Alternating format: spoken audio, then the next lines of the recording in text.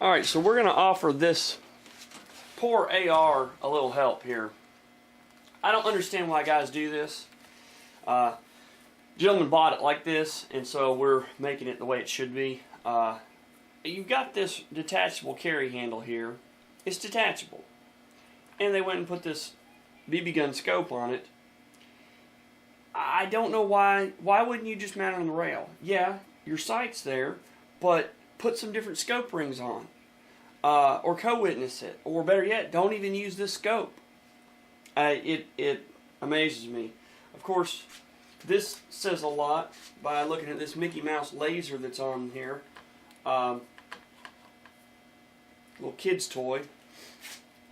Castle nut is on backwards, so because of that, I'm going to tear the whole thing down and put it all back together to make sure that it is right. So we'll come back in a few once we've done a little bit of work on this to make this gun worthy of being shot. I have seen it all now. This laser, I just pulled it off of the barrel of that AR. Just take a little look here at what you're seeing. It has been epoxied to the bottom, the base of a Weaver style scope base. Funny thing is, it's pretty smart actually.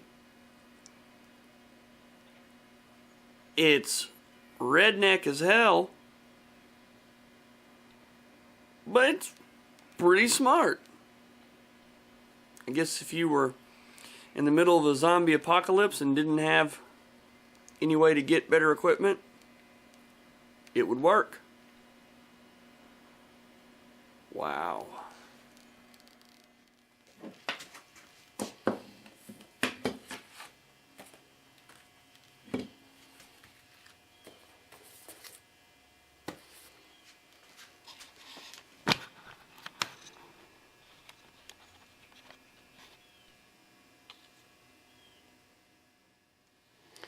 Well, here we've got a Bushnell AR-223 scope that we're going to be putting on this AR. It's a 3-9 by 40 millimeter. It's got the drop zone, the BDC reticle in there, and you've got turrets as well. We're going to be using this Nikon M223 solid mount. The mounts that split right down the seam of them, and it's just two halves, they are a little bit better than the mounts like this that run the caps, where you have a base and caps, but these tend to be a little bit less expensive, and for this particular customer, they really wouldn't care about the difference between the two. This is going to be more than adequate for them, and it keeps the price closer to what they wanted. Whenever you're talking about someone that's getting into their first AR, whenever they come from dealing with $15 to $30 scope rings versus spending $75 to $200 on one of these, it's a hard adjustment for someone that's just getting into their first AR.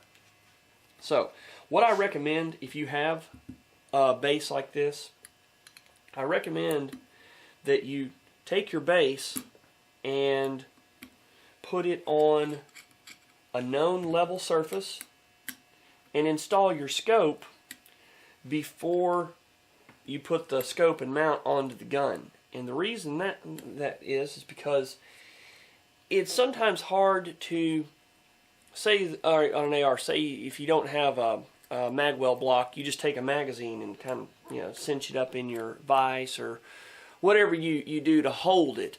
It's hard to ensure that that gun is level. And so whenever you go to align your crosshairs, unless you've got all the tooling to make sure it's lined up properly and all that, you got to eyeball it. Well, if you know that your base is sitting on a level surface, it makes it much easier to eyeball the crosshairs and get them straight. Now, this gun, I'm doing this the eyeball way, but then I'll check it with the equipment that I have. Keep your caps separated where you're putting the proper cap back on the proper base.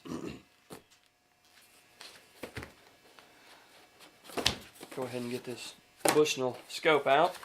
We've already had it out one time. The owner wanted to take a look, so we removed it and let him take a look. And I knew it was going to be a little while before I got around to doing the job, so went ahead and packaged it back up to make sure that it was safe. You've got your instruction manual, lint-free cleaning cloth, and there's your warranty information.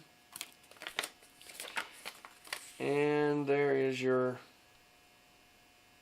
that's for discounts, basically if you want to buy something again within 30 days. So this goes through, talks about focusing, mounting, your zeroing. This is what we're looking for. This is information on the BDC reticle.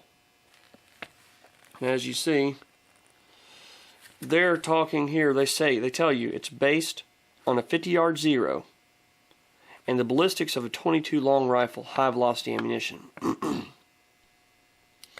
I don't know why they would use a .22 long rifle, especially whenever it's called a 223. I need to look into that a little bit. Well, I guess that would be because your narrator here, aka Moron, was looking at the wrong reticle. Okay, now I understand. I see the light. There's your reticle. It's supposed to be sighted in at 100 yards with aiming points every 100 yards out to 500. The top of the reticle's bottom post represents 600 yards. Okay, so what they're saying is right down here at the very top of that post would be your 600 yard aiming point. That is if you have zeroed it at 100. And that is based on a 55 to 62 grain bullet for the 223. Now also the way it's set up is you're supposed to be at 9 power for this to be accurate like that. That's because it's a second focal plane setup. If it was a first focal plane, this reticle would be to scale and accurate no matter what your magnification. It doesn't have to be set at 9. Wherever you zero the scope at is where that's going to be true at. The thing that I don't like about running the 100-yard zero there is that means that anything closer, you're probably going to have to aim below. So we'll have more on our zero on this scope here. Comes with bikini cover.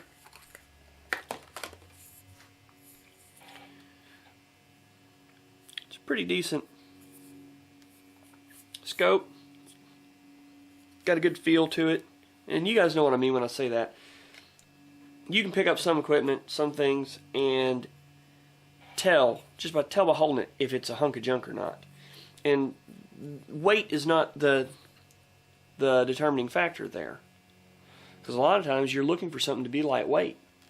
But just the way that it feels, sometimes you can tell. This does have a side parallax adjustment, side focal adjustment.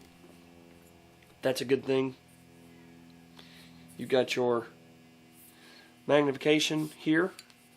It's got good knurling on it. This is your fast focus eyepiece right here. That's how you can set it to your eye. You can dial up. It's on quarter MOA clicks.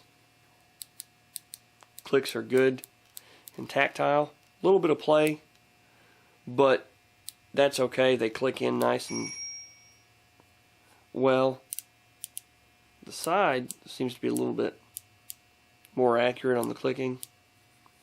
And then this, of course, is just your parallax or side focus.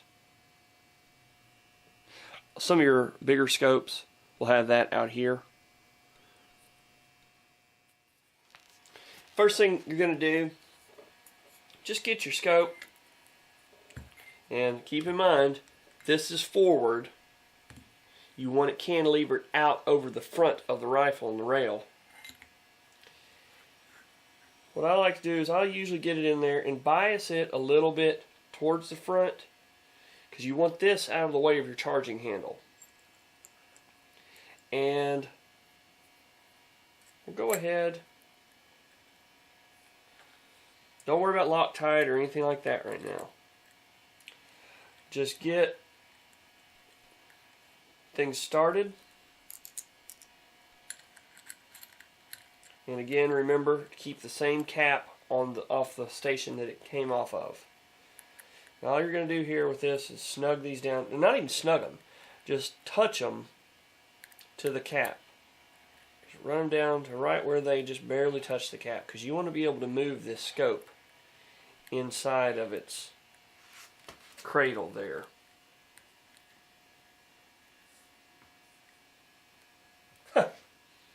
Turkadur. That's the wrong one. That's the Allen key that comes with your cap there, so you can set your 0.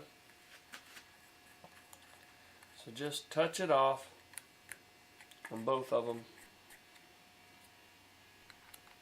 Well, all 4 of them. Both caps and all 4 screws.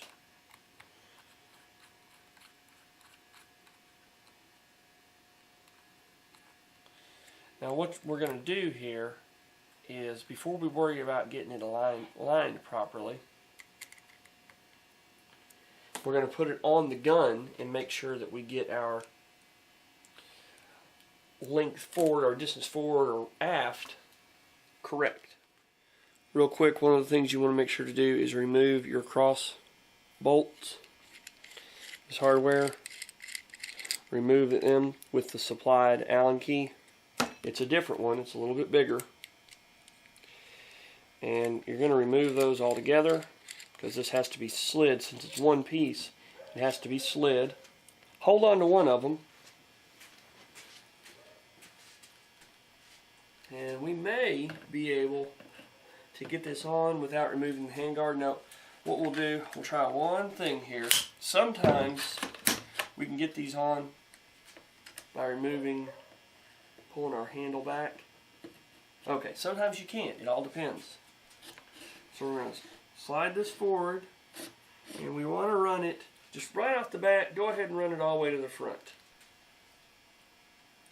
Run your cross bolt in, front or back, doesn't matter. Just get it stuck in there where it will make sure that you're in the right place. Now, charging handle forward. See, that I'm still getting into. That.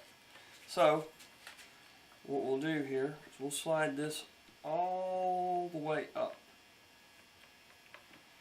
Now, that's much better. I can get a curl on my fingers, and as far as the sight and everything, you've got your sight right here. There is no problem in the world. That sight is not in the way. It is just perfect. Because see, the focal point on this scope is way past that. It offers no problems at all.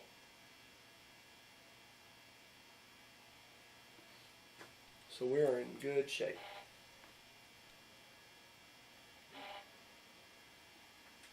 So that's where we're going to run it. We're going to run it all the way up and mount it just like that. Okay, we know now where we want this located at this way. So we know this is a flat surface. If there's any doubt, you want to make sure, get you a level and check where that bubble sits. Even if it's not completely level, just take note to where that bubble sat. Most of your scopes, your top cap will have a flat part. You can use that to set your level on and adjust your bubble. Get it to where it matches what you read with the level sitting on the surface that your base is sitting on.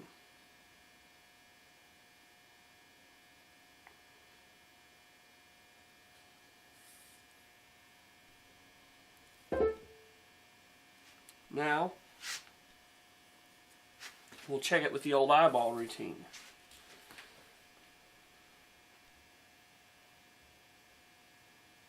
And through parallax and everything, it's gonna make it look like it's crooked no matter what you do, no matter which eye you're looking at. What you need to do is look straight down there and see where that crosshair is on the very bottom, and get it lined up right in the middle. You'll see what I mean.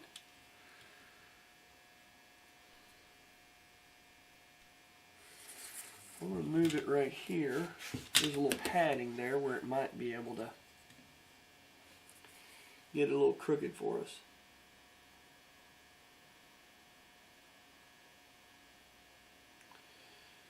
Not quite there.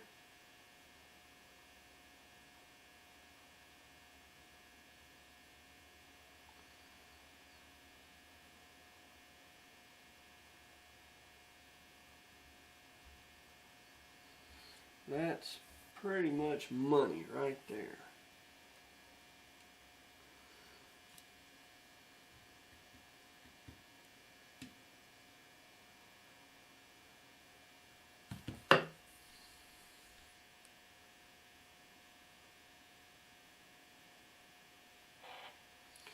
Alright, what I'm going to do, I'm having to put enough force on it each time that I'm going past the place I want, so I'm going to loosen these just a touch.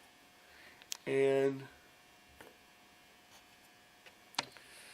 sorry guys, I didn't realize that you weren't in the frame 100%.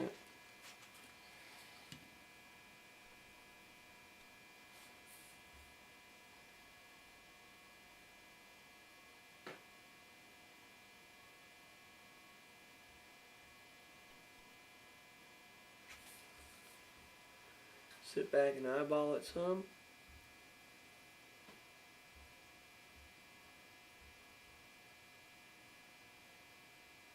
Well, that's not what I meant to do.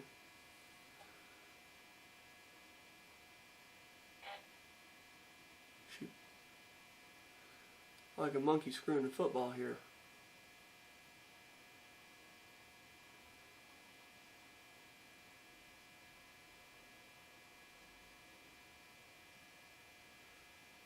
There we go. That looks good to me.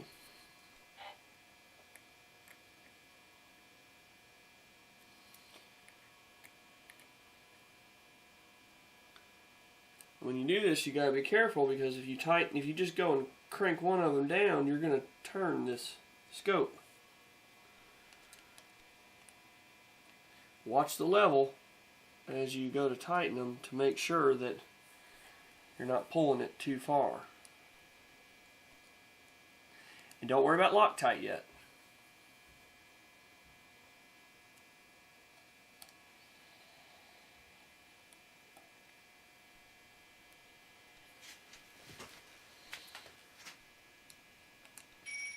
We're going to go back and do Loctite individually.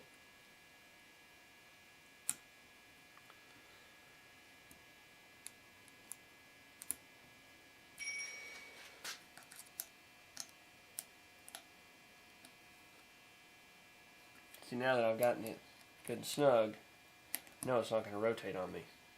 Okay, now I've got it good and tight. I'm going to pull these out one at a time, and we'll Loctite them. Can't go anywhere because the other three. Now it's cinched down. And I use red Loctite. Some people say that's too much. All you gotta do to get them off of there is hit it with a little heat and it'll break right loose.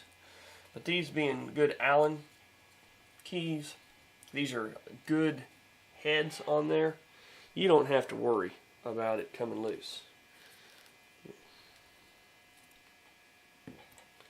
Again, you know, if you guys aren't used to tightening stuff up, you might want to use the torque wrench. I'd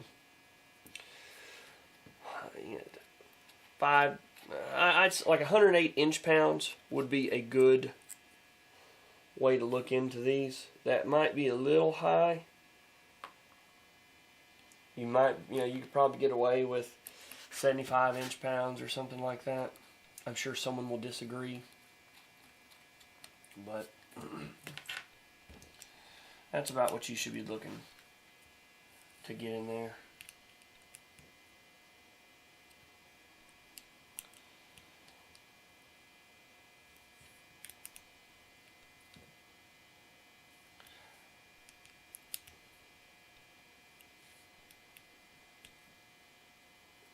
Alright, and I'm not putting the mojo on these. Those are somewhere around 108 inch-pounds to just under. How do I know? Because of tightening thousands of 10mm bolts to that very spec. See, I've got these tight, so I don't have to worry about loosening both of these. But to that very spec on Hondas and Mitsubishi cars, using a torque wrench. So after doing it so many times with those, I've gotten to where. Now also, if this gun was going to be used in a competition mode or police sniper rifle or something like that, I'd be doing more than just this. I'd be lapping these. There'd be a lot more stuff being done. And so, as it stands, the fact that I'm not lapping it, the fact that I'm not doing all these other things to help accuracy, what that means is that not using a torque wrench on this is not going to make a difference. The main reason that you use a torque wrench in something like this is because people in general are bad about tightening things too much. You've got too tight or too loose.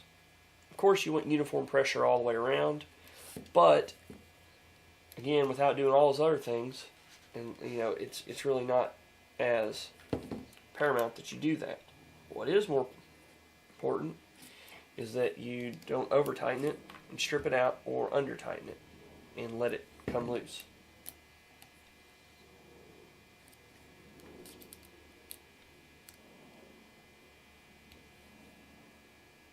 I think those are good.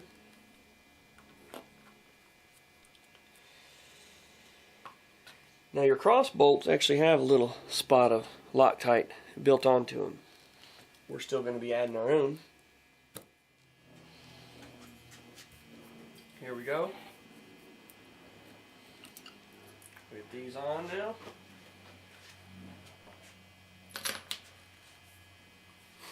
Charging handle back out of the way. Slide us on up to our last locking lug. And now, one of the things that's real important, not as much on an AR or 223, but on especially your heavier calibers, whenever you tighten these up, you want to push the scope forward. Because a lot of people, their instant reaction is to bias it towards the back or just tighten it up. You want to push it forward as you tighten it. That way, whenever it's under recoil, whenever that gun pushes back, these cross bolts are butted up. The cross bolt is butted up against the back of the Picatinny slot in front of it. That way the scope there's no way for it to come loose that way with the recoil. So we'll snug these just a little by hand.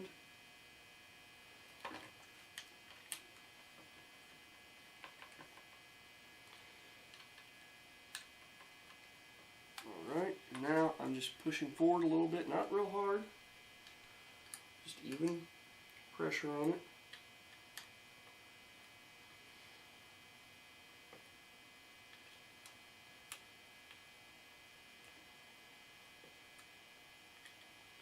And these, you can put some mojo on these. I mean, you don't want to get a cheater bar on it or anything, but you want them to be tight. Pretty much a rule of thumb is as tight as you can get it with 3 fingers on that as tight as you can pull it. With this little wrench, you're good. Now I don't mean get it held in an area where you can get maximum leverage on it. Just doing what I'm doing, just normally tightening on it so you can get it as tight as you can get it with that wrench, and you'll be good. Loctite it. Fine. Double check everything. And we're golden. We'll zero it with a laser. And we're going to be zeroing it to 50 yards. And go from there.